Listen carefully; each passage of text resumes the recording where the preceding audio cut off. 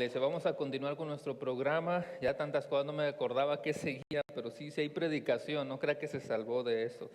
Vamos a continuar. Al final tenemos, sobre todo si alguien nos está visitando, tenemos un convivio y comida. Después del servicio, por favor, no se vaya. Vamos a pasar a tener este tiempo de compañerismo, comiendo juntos, pero también vamos a tener un tiempo de oración. Sí. No se me puede pasar esto porque estuvieron trabajando muchas horas allá en el diseño de los globos. No sé si alguien ya se tomó fotitos, pero tenemos un diseño y como hoy tenemos comida, no quisiera que por ir a la comida se nos pase eso, porque sí, yo sé que fue mucho trabajo. En la parte de atrás están esos diseños, así que vayan a tomarse fotitos para que sea un recuerdo que usted tenga. Le pedimos que tenga mucho cuidado con los niños porque está una parte colgada que no está tan firme.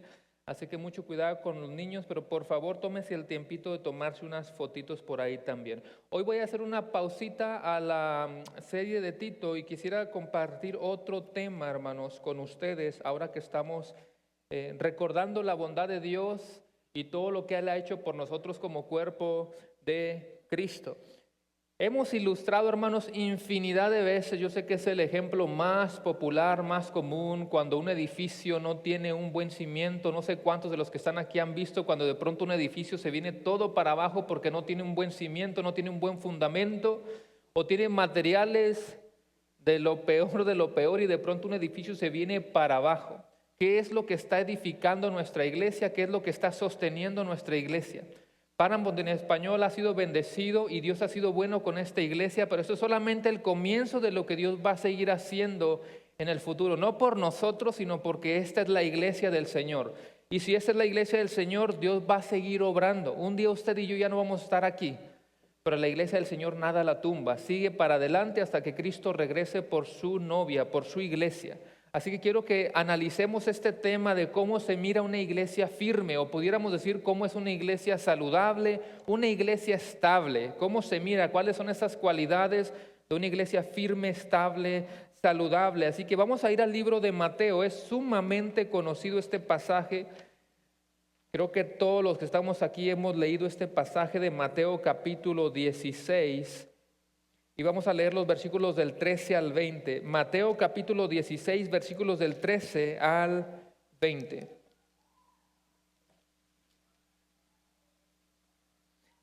¿Lo tienen? Déjenme, yo voy a dar lectura a estos pasajes. Mateo capítulo 16, mire lo que dice el versículo 13. Viniendo Jesús a la región de Cesarea de Filipo, preguntó a sus discípulos diciendo: ¿quién dicen los hombres que es el Hijo del Hombre? Ellos dijeron: unos Juan el Bautista, otros Elías y otros Jeremías o alguno de los profetas. Él les dijo: ¿y vosotros quién decís que soy yo? Respondiendo Simón Pedro dijo: tú eres el Cristo, el Hijo del Dios viviente. Entonces le respondió Jesús: bienaventurado eres Simón, hijo de Jonás, porque no te lo reveló carne ni sangre, sino mi Padre que está en los cielos. Y yo también te digo que tú eres Pedro, y sobre esta roca edificaré mi iglesia, y las puertas del Hades no prevalecerán contra ella. Y a ti te daré las llaves del reino de los cielos, y todo lo que atares en la tierra será atado en los cielos, y todo lo que desatares en la tierra será desatado en los cielos. Entonces mandó a sus discípulos que a nadie dijesen que Él era Jesús el Cristo. Oremos. Señor, gracias por tu palabra que hemos leído. Gracias porque sabemos que tú nos hablas a través de ella. Es una palabra totalmente confiable, perfecta, suficiente, eterna, llena de toda autoridad. Y te pedimos que ahora nosotros podamos exponerla lo más fielmente posibles para que hoy todos juntos podamos crecer en tu palabra. Gracias por esta congregación que tú levantaste en la ciudad de Amarillo y por lo que tú vas a seguir haciendo, pero oramos para que, Señor, nosotros también podamos afirmarnos en Cristo, podamos sostenernos en Cristo, podamos amarrarnos en Cristo, y confiamos de que como esta es tu iglesia, va a perdurar y va a permanecer siempre. Gracias por este tiempo que vamos a sumergirnos en tu palabra, y te lo pedimos todo en el bendito nombre de Cristo Jesús. Amén. Amén. ¿Están despiertos, iglesia? Muy bien, ya se van despertando la mitad. ¿Están despiertos? Muy bien. Hay algunas cosas que quiero yo compartir con ustedes para enfatizar cómo se mira una iglesia perdurable, estable, fuerte, firme. Y esas 4 cosas que quiero compartir, hermanos, es que una iglesia firme, estable, número 1, es una iglesia que conoce a Cristo. Número 2, es una iglesia que está edificada en Cristo. Número 3, es una iglesia que se sostiene en Cristo. Y por último, es una iglesia que proclama a Cristo. Son 4 verdades que quisiera compartir con ustedes basados en el pasaje que nosotros acabamos de leer, que yo sé que es un pasaje que, repito, quizás la mayoría, si no es que todos, han leído en alguna ocasión. Primero, una iglesia firme, estable, que va a perdurar, que es fuerte, es una iglesia, número 1, que conoce a Cristo. Yo sé que alguien va a decir, pero ¿qué no se supone que ya la iglesia conoce a Cristo? Podemos venir al conocimiento de la verdad cuando el Espíritu Santo nos ha regenerado y nos abre los ojos y venimos al entendimiento de la verdad, el entendimiento del Evangelio, el Evangelio de Jesucristo.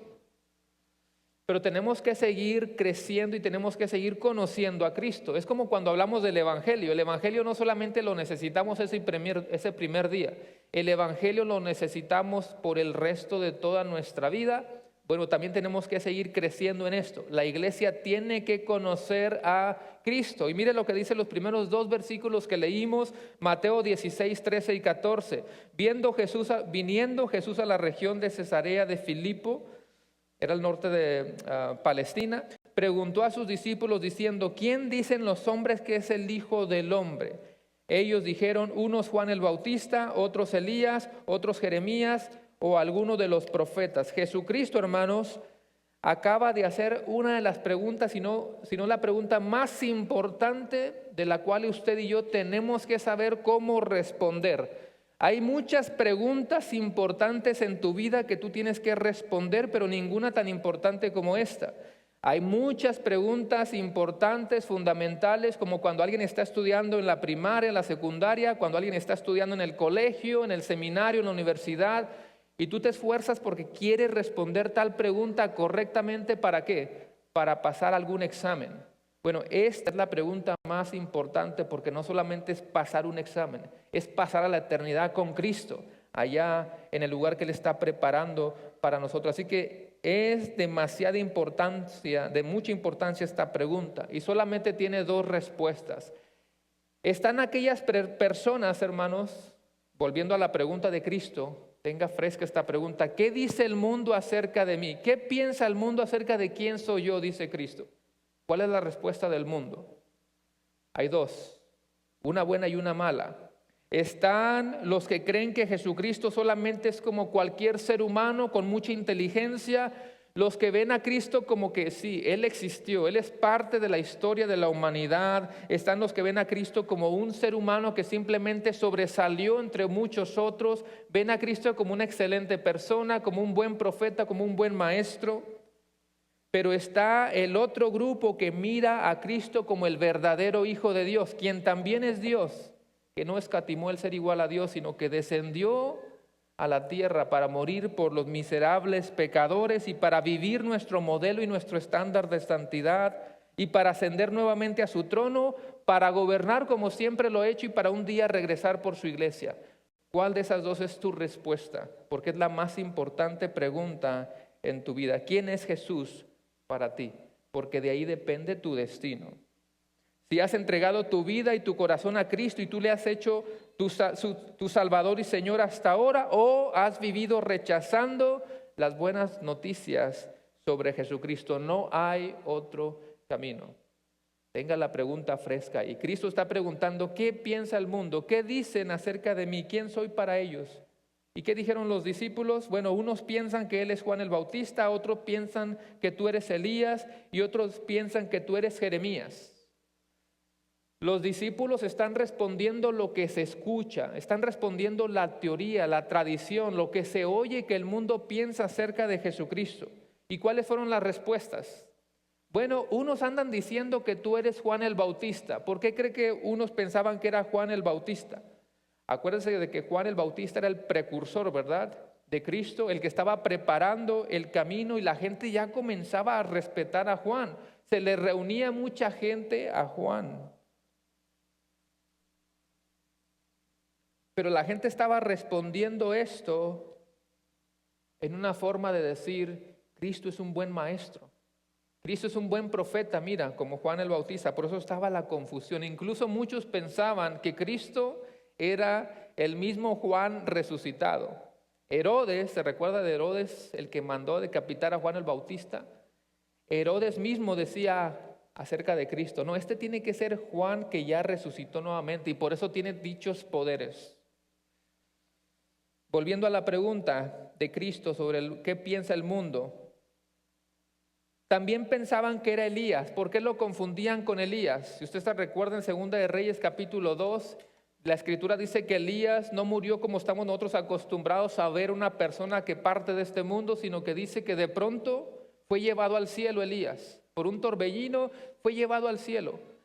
Así que imagínense la escena. Elías fue llevado al cielo y al mismo tiempo se ha profetizado que él vendrá. ¿Vendrá para qué? Bueno, Malaquías nos dice, Malaquías 4, versículo 5, escuche. Malaquías 4, 5 y 6. He aquí, yo os envío al profeta Elías antes de que venga el día de Jehová, el día del Señor, grande y terrible. Él hará volver el corazón de los padres hacia los hijos y el corazón de los hijos hacia los padres, no sea que yo venga y hiera la tierra con maldición. ¿Se da cuenta por qué lo confundían? Por lo que había pasado con Elías.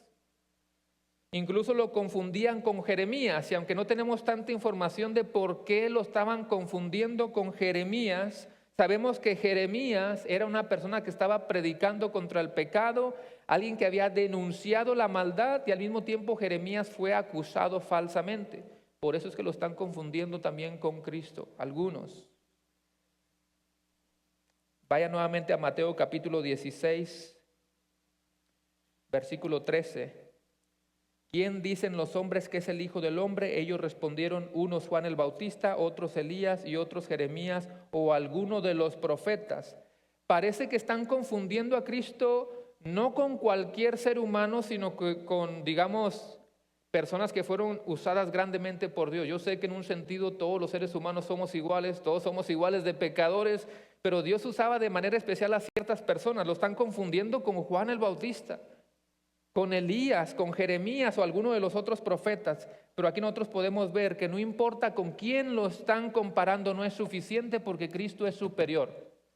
Cristo es superior a todos. Cristo es superior a Juan el Bautista. Cristo es superior también a Elías. Cristo es superior a Jeremías. Hebreos 3 dice que Cristo es superior a Moisés.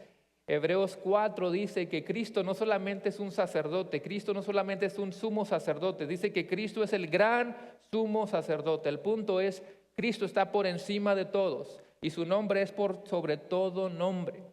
Hoy en el siglo XXI pasaría lo mismo. Usted sabe que muchas religiones el día de hoy miran a Cristo como solamente como un buen maestro, como un buen profeta, un ser humano que sobresalió y hasta ahí. El 85% de los estadounidenses, 85% de los americanos dicen sí, Cristo existió, fue parte de la historia. ¿Se da cuenta cómo hay una diferencia en realmente conocer a Cristo, hermanos? La iglesia tiene que conocer a Cristo. Ahora, Cristo va a cambiar la pregunta. Eso es lo que el mundo dice. Ahora le voy a preguntar a ustedes que han caminado conmigo, que han aprendido conmigo, discípulos, ¿qué piensan ustedes? ¿Quién es Cristo para ustedes? Y Cristo te está hablando a ti hoy y a mí. ¿Quién es Cristo para ti? ¿Cómo respondes esta pregunta? ¿Qué respondieron los discípulos?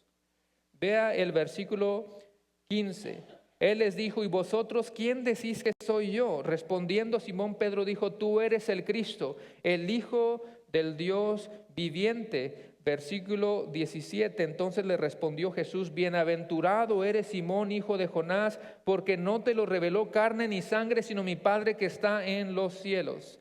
Quizá muchas veces ni siquiera los discípulos pudieran comprender todo acerca de Cristo, porque ni siquiera nosotros podemos comprender todo acerca de Cristo. Póngase en los zapatos de los discípulos. Pudiéramos entender ciertas cosas, pero ¿quién puede comprender la grandeza de ese ser, la segunda persona de la Trinidad y la unión hipostática? ¿Cómo poder entender que Él es un ser con una naturaleza divina y una naturaleza humana? Es un misterio glorioso. Por eso los discípulos parece que están aprendiendo todavía a conocer más a Cristo. ¿Se recuerda cuando vino una tormenta y estaban en la barca? ¿Se recuerda que Jesús se quedó dormido? ¿No te importa que nos estamos ahogando? Y se despierta Cristo, calma la tempestad. ¿Y qué dijeron ellos? ¿Qué pregunta hacen? ¿Quién es este? ¿Que no han convivido con Él constantemente? ¿No han aprendido con Él? ¿Quién es este que aún los vientos y los mares le obedecen? Un poquito por ahí también en el mismo libro de Mateo se habla cuando Jesús estaba caminando por el agua y Pedro dice, si eres tú, manda que yo vaya a ti. Y él comienza a caminar por las aguas y de pronto con el miedo se empieza a hundir.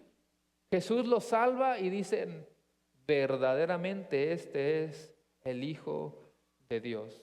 ¿Cuántos asombros nosotros también hubiéramos experimentado? Así que aquí vamos a ver cómo Pedro, el más aventado, dice, tú eres el Cristo, el Hijo del Dios viviente. Lo que Pedro acaba de proclamar es el Evangelio mismo. Es teología pura. No es cualquier frase que él se sacó de la manga. Pedro acaba de decir estas palabras, tú eres el Cristo, el Hijo del Dios viviente, que en el griego dice, tú eres el Cristo, el Hijo, el Dios, el viviente. Se marcan él. Tú eres el Cristo, el Hijo, el Dios, el viviente. ¿A qué le suena eso? No me suena como que el énfasis del pasaje es Pedro. El énfasis es Cristo, el Señor, Él, el Cristo, el Hijo, el Dios, el viviente. Todo apunta hacia Cristo. Y mire las palabras de Jesús a Pedro en el versículo 17. Entonces le respondió Jesús, bienaventurado eres Simón, hijo de Jonás, porque no te lo reveló carne ni sangre, sino mi Padre que está en los cielos. ¿Cómo llegó Pedro a decir estas palabras? Bueno, el texto dice que fue por revelación del Padre. Nos está enseñando que el ser humano sin la intervención del Espíritu Santo no tiene la capacidad o el supuesto libre albedrío que algunos piensan que tienes. Aquí te lo está diciendo claramente el pasaje. Carne y sangre es ese sinónimo de nosotros como humanos, de nuestra voluntad, de nuestra capacidad. No fue eso lo que le reveló a Pedro y le dio esta teología que ahora está saliendo de su boca. Cristo le dice a Pedro, eres tan bendecido que yo creo que ni tú mismo sabes lo que estás proclamando. Acabas de declarar algo tan glorioso e importante. Sí, Pedro, tienes razón, porque yo soy el Mesías prometido, yo soy el ungido, yo soy del cual hablaron los profetas y ahora vengo para cumplir el Antiguo Testamento. Yo soy el rey, yo soy el profeta, yo soy el sacerdote del cual se habló en el Antiguo Pacto. Cristo lo está cumpliendo. Él está diciendo eso. Pedro, yo soy esa persona. Yo soy el que soy. Yo soy la simiente de la mujer que vino para aplastar a Satanás y para vencer sobre el pecado. Así que el conocer a Cristo no viene de la voluntad del ser humano. Claramente dice carne y sangre, que significa la propia voluntad del hombre. No puede tener eso, sino que viene de parte del Padre. Si usted puede ir a Juan capítulo 1, yo sé que lo hemos leído tantas veces, Juan capítulo 1, es muy, pero muy conocido, no sé si está ahí, y si no, prefiero que lo busque en su Biblia, en la versión que usted tenga, y aquí vamos a ver la respuesta del hombre al Evangelio, porque Juan 1:12, mas a todos los que le recibieron, a los que creen en su nombre, ¿qué nos toca hacer a nosotros? Creer. Y cuando creemos nos da la potestad de ser hechos hijos de Dios. Y el versículo 13 claramente, explícitamente dice, los cuales no son engendrados de, ¿se da cuenta que es la misma expresión? De sangre ni de voluntad de carne. No es tu voluntad ni de voluntad de varón, sino de ¿quién? De Dios. Ninguno puede venir a mí, dice Cristo, si no es el Padre que lo envió a mí. Así que la iglesia tiene que conocer íntimamente a su fundador. Pedro ya nos dio el ejemplo. ¿Quién es Cristo? ¿Quién soy yo? Respóndame, dice Cristo a los discípulos. ¿Y qué dijo Pedro? Tú eres el Cristo, el Hijo del Dios viviente. ¿Es eso Cristo para ti? ¿Realmente puedes decir, Cristo es mi Salvador, Él mismo es Dios? Porque ¿quién puede perdonar pecados? Por eso estaban acusando a Cristo en el libro de Marcos, ¿se recuerda? ¿Quién se cree si solamente Dios puede perdonar pecados? Bueno, Cristo también es Dios. Él puede perdonar pecados, es el Hijo del Dios viviente. ¿Realmente Él es tu Salvador y tu Señor? En segundo lugar, para que una iglesia esté estable, firme, fuerte, es una iglesia edificada ¿en quién? Una iglesia edificada en Cristo. Mire lo que dice el versículo 18, si volvemos a Mateo 16, 18 dice, y yo también te digo que tú eres Pedro, y sobre esta roca edificaré mi iglesia, dice Cristo. Esas son las partes que todo el mundo ya conoce. Pedro viene del griego Petros, que significa una roca pequeña. Entonces Jesús está diciendo, yo también te digo que tú eres Petros, roca pequeña, y sobre esta Petra, roca, edificaré mi iglesia. Y todos sabemos que aquí hay un juego de palabras. La Iglesia Católica Romana, allá por el segundo siglo, cuando apenas estaba comenzando a organizar su doctrina, cuando estaba formando su filosofía, cuando estaba formando sus bases dogmáticas que todo miembro de la Iglesia Católica Romana tenía que creer por obligación, ahí es que empezaron a enseñar que Pedro era el primer papa, y basado en este texto, el mismo texto que hoy estamos estudiando, que el papa era ese ser fundador de la iglesia al cual se le entregaron unas llaves mágicas, y ahora él la puede ir pasando a otros papas. Y por si acaso alguien argumentara hoy en día, no, la Iglesia Católica Romana no piensa eso, bueno, aquí está un documento del Catecismo de la Iglesia Católica Romana, sección 881. Eso es lo que ellos tienen escrito en su mismo catecismo.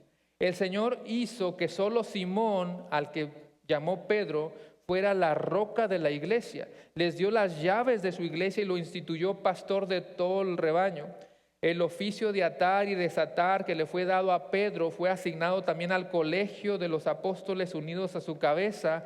Este oficio pastoral de Pedro y de los demás apóstoles pertenece a la fundación misma de la iglesia y es continuado por los obispos bajo el primado de ese papa. Es lo que ellos creen.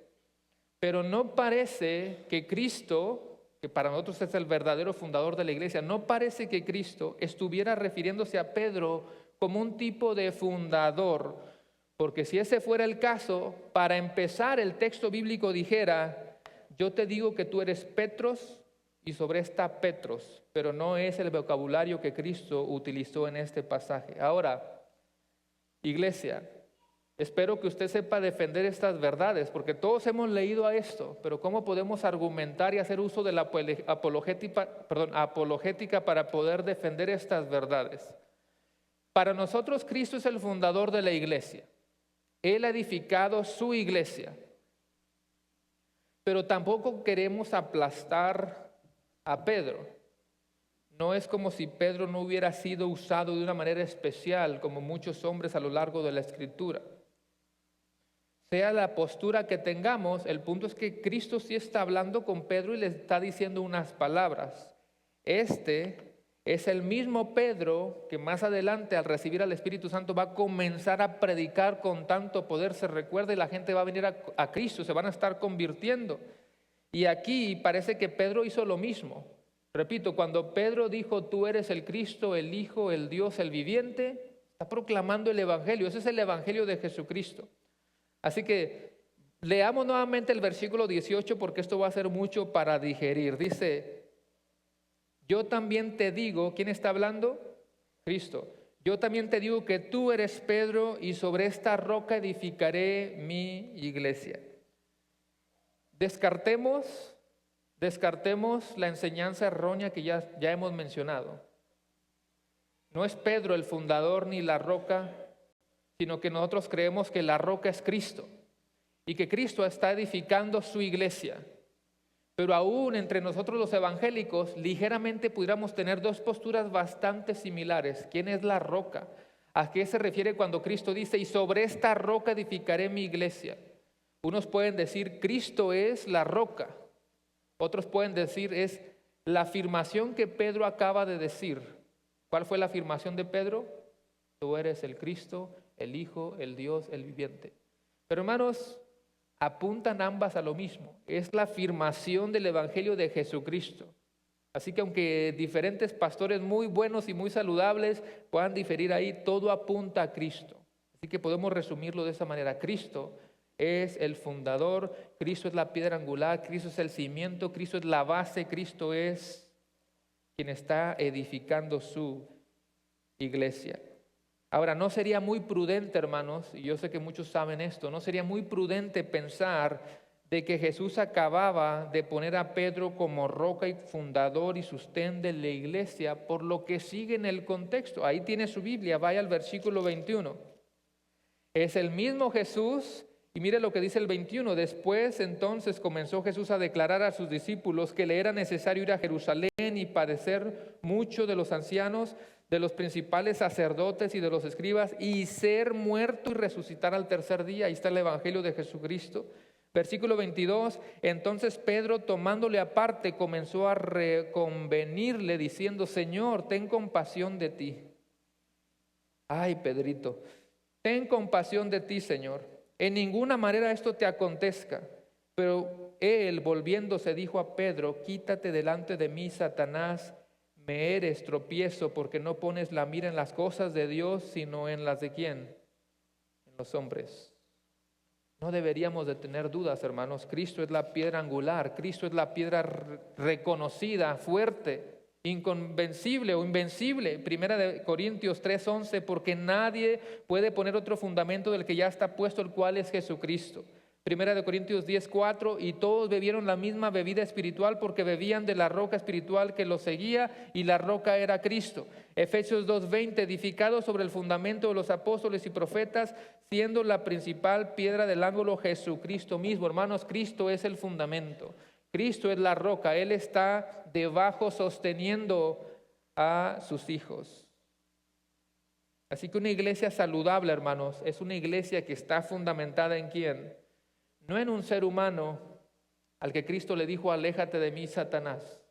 La iglesia está firme en Cristo y solamente en Cristo. Y si es una verdadera iglesia, porque puede haber falsas iglesias, va a ser una iglesia edificada en nadie más que en Cristo. Además, el texto dice: y sobre esta roca edificaré ¿qué cosa? Mi iglesia. ¿Quién está hablando? Cristo. Y ese mí es muy enfático. En el griego dice: edificaré de mí la iglesia. Qué bueno que Cristo es el fundador y el cimiento, ¿no le parece? Porque si el ser humano fuera quien edifica y la roca y el fundador, hermanos, fuéramos como ese material barato. Y la iglesia se hubiera caído hace tantos años. Pero si se sostiene hoy es porque Cristo es el que edifica su iglesia. Tercer lugar, una iglesia que es firme, estable, saludable, es una iglesia sostenida en Cristo. Una cosa nos lleva a otra. Si Él está edificando, Él va a sostener a su iglesia. Hoy en día, hermanos, se abren iglesias por todos lados. Se abren muchas iglesias y alguien dice: bueno, no me gustó esta iglesia, y causan algún tipo de división, llegan a un lugar o simplemente dicen: yo creo que yo voy a abrir mi propia iglesia. Ya que ningún lugar puede cumplir con mis expectativas, yo voy a abrir mi propia iglesia. Es más, tengo el dinero para rentar tal lugar, y ahí se reúne. Si hay un grupo de personas reunidas, aunque nadie vigiló el testimonio de la persona que estaba enfrente, a nadie le importó cómo realmente era el testimonio de la familia de la persona que estaba enfrente, simplemente alguien se paró, rentó un lugar y ahí están muchas gentes reunidas. De vez en cuando parece que abran la Biblia un poquito para despistarla. Hay muchos lugares así. Pero la iglesia verdadera que fue edificada por Cristo también va a ser sostenida en Él. Amén. Así que la iglesia debe de tener orden, como lo hemos estado estudiando, debe tener ancianos ordenados, diáconos ordenados, estructura, organización. Debe ser una iglesia que tiene a la Biblia como su base, como su fundamento. Y si realmente fuera una iglesia que tiene a la Biblia como su base, como su fundamento, dejarían de hacer muchas prácticas erróneas que están haciendo el día de hoy. Hermanos, que Dios nos ayude a ser una iglesia cristocéntrica que no hace otra cosa más que buscar la gloria de Cristo. Y como mismo Pablo decía: yo no quiero hacer otra cosa más que hablar del Cristo crucificado. O sea, en otras palabras, de hablar del Evangelio de Jesucristo. Leamos nuevamente el versículo 18, pero la segunda parte la vamos a enfatizar un poco más. Dice, yo también te digo que tú eres Pedro, y sobre esta roca edificaré mi iglesia, y las puertas del Hades no prevalecerán contra ella. Hades, que significa un lugar invisible o significa infierno. Por lo tanto, Jesús le está prometiendo a sus discípulos que la tumba no podrá detener a la iglesia. Todos los creyentes sabemos que aunque en esta vida vamos a morir físicamente, la eternidad en Cristo la tenemos asegurada. ¿Usted cree eso, iglesia? No es algo a medias, a ver qué pasa. No, la eternidad con Cristo la tenemos asegurada. Ahora, las puertas del Hades también es una expresión judía para referirse a los poderes de la muerte. Una vez más, los poderes de la muerte no van a poder aplastar o destruir a la iglesia. Si la muerte no fue capaz de destruir al Mesías, la muerte no fue capaz de destruir a los discípulos, porque sabemos que están en el cielo ahora mismo, en excepción de Judas. Sabemos que la iglesia, y estoy siendo muy enfático, tampoco va a ser vencida por la muerte, porque estamos en Cristo. Y si Cristo resucitó, la iglesia va a resucitar con Él también, y le veremos tal como Él es. Hay un autor, teólogo, escritor que se llama J.C. Riley, y él dice estas palabras, quiero que usted las escuche. Nada puede derribar y destruir por completo a la iglesia. Sus miembros pueden ser perseguidos, oprimidos, encarcelados, golpeados, decapitados, quemados, pero la verdadera iglesia nunca se extingue del todo, se levanta de nuevo de sus aflicciones, vive a través del fuego y del agua. Cuando es aplastada en una tierra, resurge en otra. Los faraones, los Herodes se han esforzado en vano por acabar con esta iglesia. Matan a sus miles y luego pasan y se van a su propio lugar. Pero la iglesia es un yunque que ha roto muchos martillos en este mundo y romperá muchos más todavía. La iglesia es un arbusto que a menudo arde, pero no se consume. Fin de la nota. Hermanos, la verdadera iglesia continúa, la verdadera iglesia sigue. Nada la va a poder tumbar hasta que nosotros veamos a Cristo delante de nosotros y pasemos a la eternidad con cuerpos glorificados para pasar toda esa eternidad con Cristo Jesús. ¿Le motiva eso, hermano? Esa es la esperanza del creyente. Así que la persecución no debería de espantarnos. La iglesia, hermanos, ha sufrido persecución a lo largo de todos los años. Nosotros lo hemos enfatizado. Estamos en un país que si tú ahorita te vas con tu Biblia y te vas entre el Walmart ahí a caminar, no creo que alguien te va a poner una pistola, una espada. Como quizá en otros lugares ahora mismo, hermanos, realmente sufren más persecución que nosotros. Pero quizá ninguna persecución se va a parecer a la de los primeros siglos. Siglo I, siglo II, llegando al siglo III.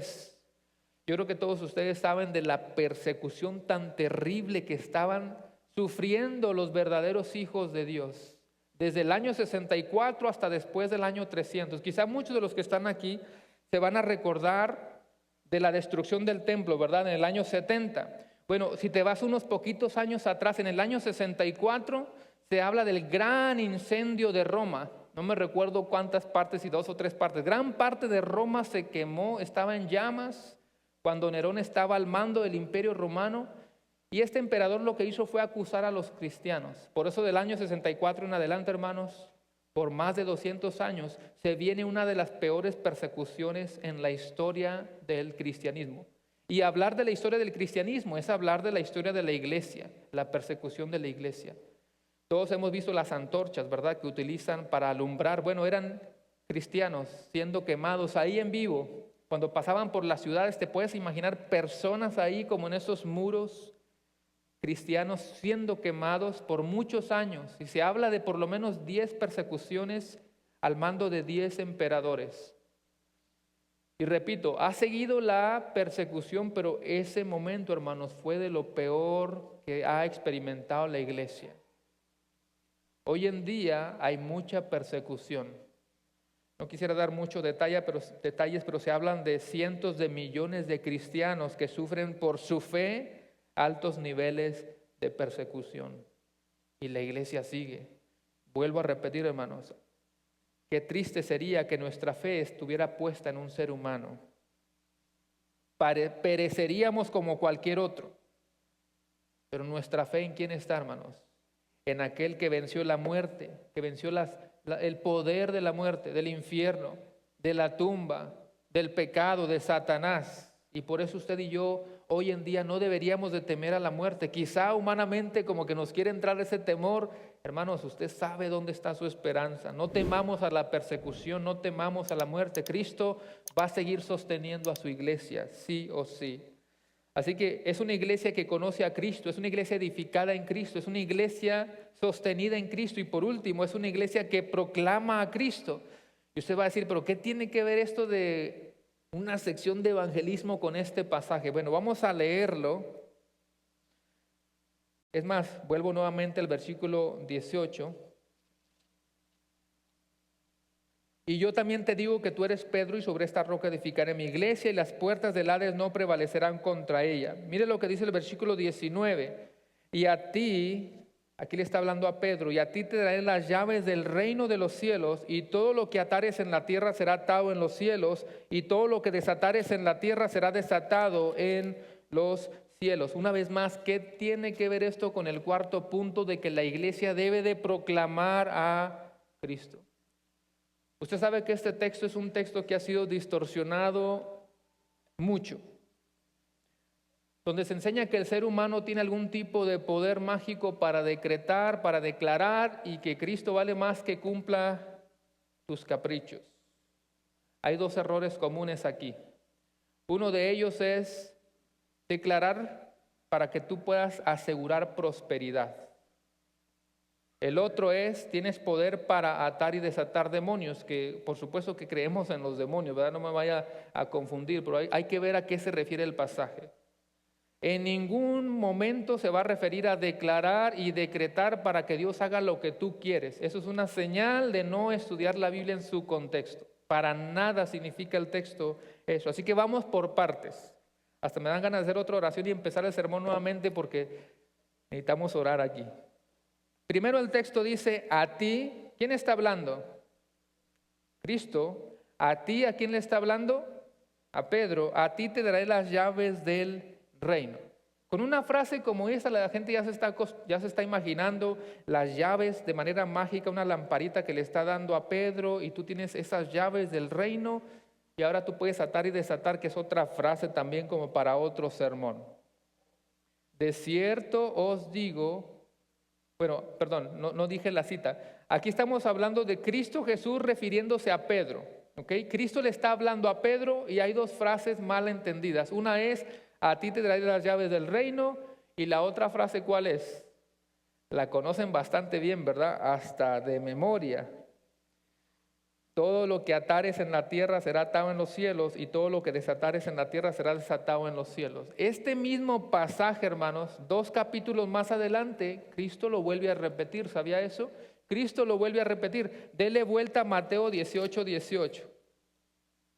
Mateo 18:18 dice, de cierto os digo que todo lo que atéis en la tierra será atado en el cielo y todo lo que desatéis en la tierra será desatado en el cielo.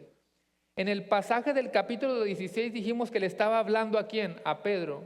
Aquí no suena singular, aquí suena plural. Mire que dice, de cierto os digo. ¿Qué es os digo? Está hablando en plural. A todos los discípulos y a cada creyente. A ustedes les digo, lo que atéis en la tierra será atado en los cielos y lo que desatéis en la tierra será desatado en la tierra. Así que no solamente a Pedro, no solamente a los discípulos, sino todos los discípulos, los hijos de Dios, los creyentes, tienen estas llaves del cielo, las llaves del reino, y nosotros también, aplica para nosotros esta frase de que todo lo que atemos en la tierra será atado en los cielos y todo lo que desatemos en la tierra será desatado en los cielos. Para todos nosotros, ¿qué nos falta ahora? Entender qué realmente significa eso. Si nos aplica a nosotros, vamos a ver ahora qué significa realmente. Primero dice, las llaves del reino. ¿Para qué utilizas unas llaves? ¿Para qué te sirven unas llaves? Para abrir y cerrar. Vamos por partes. Vamos bien ahí, las llaves sirven para abrir y para cerrar algo. Abrir puertas, cerrar puertas. ¿Qué es el reino de Dios? Porque dice, te daré las llaves del reino. ¿Qué es el reino de Dios? ¿Sabe responder esa pregunta o nada más andamos declarando sin...? Se puede definir de muchas maneras. Cuando decimos el reino de Dios, podemos decir todo el imperio de Dios, podemos decir toda la zona geográfica como un león que está marcando su territorio, todo le pertenece a Cristo, todo le pertenece a nuestro Dios Trino, todo el universo es creado por Él, es una zona geográfica, pero reino también es todo su gobierno. ¿Cuántos creen que Cristo lo gobierna todo? El Señor lo gobierna todo, Él es el Rey de Reyes, Señor de Señores. Es su gobierno, Él es soberano, en ese sentido es el reino de Dios, un reino que Cristo vino a inaugurar. Y por eso predicaban constantemente arrepentidos. ¿Por qué? Porque el reino de los cielos, que es lo mismo, se ha acercado. Hay un reino que Cristo vino a inaugurar y que plenamente lo podemos experimentar cuando Cristo venga por su iglesia y pasemos a ¿qué? Al cielo, la eternidad con Cristo. Así que de manera muy simple, si alguien te pregunta qué es el reino de Dios, tú puedes de manera, si no te recuerdas de todo esto, es el cielo y la eternidad con Cristo. Ese es su reino. ¿Y qué dijimos? Que eran unas llaves que hasta los niños pueden responder, abrir o cerrar algo. Ya vamos empezando a entender algunas cositas. Si Cristo le está diciendo a ti, te daré las llaves del reino, eso suena como, oye Pedro, aquí está Pedro, está gordito, este es Pedro. Jesús le está diciendo, mira, a ti te voy a dar las llaves que se usan para abrir y cerrar el cielo. No estoy diciendo que esa ya fue vamos comprendiendo poco a poco. ¿Okay? Llaves, abrir o cerrar, el reino de Dios, la entrada al cielo, la eternidad con Cristo. Suena como que nosotros tenemos la autoridad para decirle a una persona, mira, yo tengo las llaves, si yo quiero te dejo entrar, si no, no. Así suena. Y no es como piensan algunos de que Pedro fue el primer papa y de ahí en adelante parece que se van pasando las llaves. Pregunta muy sencilla, ¿qué es lo que hace que una persona vaya al cielo? Tiene que creer ¿qué cosa? Entender, creer fielmente el Evangelio de Jesucristo. ¿Cuál es el Evangelio de Jesucristo? 1 Corintios 15, 3, 4. Que Cristo murió conforme a las Escrituras, que Cristo fue sepultado conforme a las Escrituras, que Cristo resucitó conforme a las Escrituras. Hasta algo tan simple tenemos que definir lo que es el Evangelio de Jesucristo. Las buenas nuevas de salvación en la persona de Jesucristo. Tú y yo somos pecadores, ¿podemos salvarnos a nosotros mismos? Nosotros no podemos salvarnos. Tenemos que ir ¿a quién? A Cristo, el único mediador entre Dios y los hombres. Ese es el Evangelio. Por eso pregunto, ¿qué es lo que hace que una persona vaya al cielo? Creer fielmente, con el entendimiento, creer el Evangelio de Jesucristo. Espero que ahora paso a paso, vayas entendiendo aquí el vocabulario simbólico que se está utilizando aquí. Ustedes tienen el medio para que la gente pueda ir al cielo. ¿Sabías que tú y yo tenemos el medio para que la gente pueda ir al cielo? ¿Cuál es ese medio de salvación? Una vez más, el Evangelio. ¿Cuál es la tarea de la iglesia? ¿De qué sirve reunirnos aquí los mismos y no salir a proclamar las verdades del Evangelio? En ese sentido tenemos las llaves. No se imagine una varita mágica, la llave que solamente un ser humano tiene, no. Es la iglesia que tiene la medicina para que la gente se pueda arrepentir de sus pecados y poder venir a Cristo en arrepentimiento y en fe. Hay un pasaje bastante similar que hasta voy a pedirle que vaya usted con su Biblia, aunque esté en la pantalla, para no piensen que me lo estoy inventando aquí. Vaya a Juan capítulo 20, todos vayan a Juan capítulo 20, versículo 23. Y para que ustedes vayan viendo lo que significa estudiar la Biblia en su contexto, hacer un exégesis completo para llegar a la interpretación bíblica. Juan capítulo 20, versículo 23. Si lo tiene, dígame amén. Dice el 23, a quienes remitieres los pecados, les son remitidos, y a quienes se los retuvieses, les son retenidos. Para leerlo en una versión todavía más simple, les está diciendo esto. A los que ustedes les perdonen los pecados, les serán perdonados. y a quienes ustedes no les perdonen los pecados, no les serán perdonados. ¿A poco a primera vista no suena como que el ser humano tiene el poder para perdonar pecados? Si tú no lees la Biblia en su contexto, ¿qué parece que te está diciendo esto? Imagínate que yo estoy hablando aquí con Erasmo, disculpa que lo ponga ahí de ejemplo. Erasmo, a los que tú les perdones los pecados les van a ser perdonados. Y si tú no se los perdonas, no les van a ser perdonados. Si tú lees de manera literal el texto, eso es lo que está diciendo. Por eso la Iglesia Católica, ¿qué hace? La Iglesia Católica Romana tiene una persona igual de pecadora que tú, pero supuestamente te está perdonando pecados. No es eso lo que el texto está diciendo. De la misma manera que entendiste Mateo 16, es la misma manera en la que tú vas a entender este pasaje. No es que usted y yo tengamos autoridad para perdonar pecados, porque Marcos dice que solo alguien puede perdonar pecados. ¿Quién es esa persona? Nuestro Dios Trino en la persona de Jesucristo. ¿Por qué es entonces que se atreve a decir que a nosotros los que le perdonamos los pecados les serán perdonados? Es la misma aplicación. ¿Qué tenemos nosotros, hermanos? El Evangelio de Jesucristo. Ve y proclama las verdades del Evangelio para que esa persona, si verdaderamente cree fielmente y entiende el Evangelio y cree en Jesucristo, ¿qué va a pasar? Tiene la entrada ¿dónde? En el reino de Dios. Esas son las llaves. Y seguimos todavía con el tiempo. Regrese nuevamente a Mateo. Ahora sí los hice buscar varios textos bíblicos. Regrese a Mateo capítulo 16. Y lo vuelvo a leer. Versículo 19. Y a ti, Pedro, te daré las llaves del reino de los cielos, y todo lo que atares en la tierra será atado en los cielos, y todo lo que desatares en la tierra será desatado en los cielos. ¿Qué significa atar y desatar? Pues nada más lo decimos y no tenemos ni idea ni qué significará eso. Atar y desatar son términos rabínicos que significan prohibir o permitir. Eso es, atar y desatar significa prohibir y permitir. ¿Por qué prohibir y permitir? ¿Sí me están entendiendo, hermano?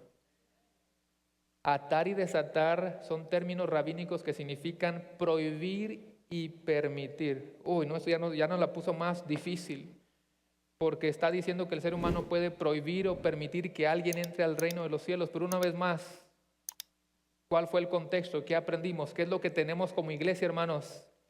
El Evangelio de Jesucristo. El Evangelio de Jesucristo, que cuando una persona verdaderamente lo cree, entonces tiene la entrada asegurada al reino de Dios. Tenemos que proclamar las verdades del Evangelio. La iglesia está llamada a proclamar las verdades del Evangelio. ¿Por qué cree que cuando Cristo le dijo a Pedro, a ti te daré las llaves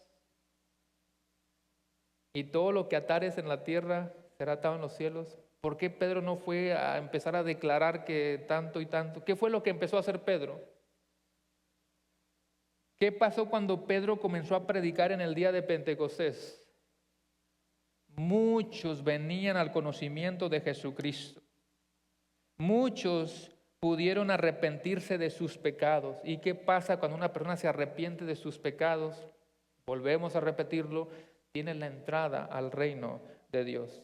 ¿Está entendiendo eso, hermanos? La iglesia sí está llamada a proclamar acerca de Cristo, el Hijo, el Dios, el viviente. Estamos llamados a proclamar estas verdades del Evangelio. Si tú te vas al versículo 21, ya estoy por cerrar, hermano, yo sé que ya tienen hambre. Versículo 21. Después entonces comenzó Jesús a declarar a sus discípulos que le era necesario ir a Jerusalén y padecer mucho de los ancianos, de los principales sacerdotes y de los escribas. ¿Qué entiende por esta frase de y ser muerto y resucitar al tercer día? Hermanos, es el mismo contexto, está conectado con la frase de atar y desatar, que tiene que ver con proclamar esta verdad. ¿Cuál verdad? De que le era necesario ser muerto y resucitar al tercer día. Todo tiene que ver con el Evangelio, todo tiene que ver con la predicación del Evangelio, todo apunta a Cristo, no a los seres humanos. Así que yo voy a concluir con esto. Mencionamos la semana pasada de que Dios tiene escrito la historia de sus hijos. Y como sus hijos son la iglesia, también podemos decir que Cristo tiene escrita la historia de la iglesia. O sea que Cristo conoce el destino de su iglesia. Cristo conoce la parte final de la película, lo que ilustramos la semana pasada. Digamos que tú viste una película donde están dos boxeadores luchando y de pronto uno noquea al otro y tú ya sabes quién es el ganador. Y luego vas con tu pareja, con tus hijos y ves la misma película. Él no la ha visto, pero tú la has visto y tú sabes ya quién es el ganador. Tú sabes quién fue el boxeador que venció. Estás totalmente confiado. ¿Por qué? Porque tú sabes el resultado final de tal película. Hermanos, el final de la película es que la iglesia triunfa. Yo pensé que alguien iba a decir amén. La iglesia triunfa al final. ¿Por qué? Porque nadie puede detener a la iglesia. ¿Y por qué nadie puede detener a la iglesia? Porque está edificada ¿en quién? Está edificada en aquel que venció la muerte con todo poder, con toda gloria, con todo señorío. Y si Cristo triunfa, su iglesia triunfa. Las puertas del Hades no prevalecerán contra ella. Las puertas de la muerte no son suficientemente fuertes para derribar la iglesia. La iglesia no morirá jamás. Las familias sin Cristo morirán. Las escuelas se aplastarán. Los negocios se terminarán. La ciencia acabará. La historia de la humanidad llegará a su fin, pero la iglesia permanece, porque si Cristo permanece, sus hijos permanecen con Él también. Así que la iglesia vivirá siempre, terminará en la eternidad con Cristo y una vez más, quizá un día tú y yo ya no estamos en este edificio, pero la iglesia continúa porque la iglesia es del Señor. Todo depende de esa pregunta inicial. ¿Quién es Cristo para ti? Cierra tus ojos. ¿Quién es Cristo para ti? Quizá hay alguien en esta mañana que nunca había escuchado el Evangelio. Y quiero que tú reflexiones en esta pregunta. ¿Quién es Cristo para ti? ¿Quién es Cristo? Si al final de la película te preguntan a ti, ¿quién es Jesús para ti? Y si resulta que para ti solamente fue una buena persona, alguien que aparece en la historia como cualquier otro ser humano, y si para ti no fue tu Señor y tu Salvador, escucharás estas palabras: apártate de mí, que yo no te conozco. Pero si tú quieres la entrada a ese reino de Dios del cual acabas de escuchar, hay unas llaves del Evangelio de Jesucristo, de que Cristo murió, de que Cristo fue sepultado, pero que Cristo se levantó al tercer día con poder, vive y reina para siempre, y que viene por su iglesia, y algunos estamos listos para irnos con nuestro glorioso Salvador. Señor, gracias por tu palabra el día de hoy. Señor, nuestra oración seguirá siendo que tú nos sigas ayudando a crecer también para, como dice la carta a Efesios capítulo 4, que no seamos como niños que son llevados por todo viento, sino que somos una iglesia que se mantiene firme, una iglesia que conoce a Cristo, una iglesia que está edificada en Cristo, una iglesia que está sostenida en Cristo, pero también una iglesia que no tiene temor de proclamar a Cristo. Ayúdanos a acercarnos cada día más a esas verdades, que seamos una iglesia en movimiento, que seamos una iglesia que no está estancada, sino que podamos proclamar fielmente estas verdades y podemos ver el crecimiento que tú sigues haciendo en este lugar. Nosotros solamente somos instrumentos inútiles que tú seguirás usando para tu propia gloria. Gracias por esta congregación y gracias por lo que tú vas a seguir haciendo en los años futuros. Y gracias Señor, por haber rescatado a los pecadores, a nosotros los pecadores, por haber dado tu vida por cada uno de nosotros y poder sostener tu iglesia hasta que regreses y te veremos en gloria. Gracias por tu palabra. Te pedimos todo esto en el poderoso, grandioso y glorioso nombre de Cristo Jesús. Y la iglesia dice, amén, amén. Dios me los bendiga, hermanos.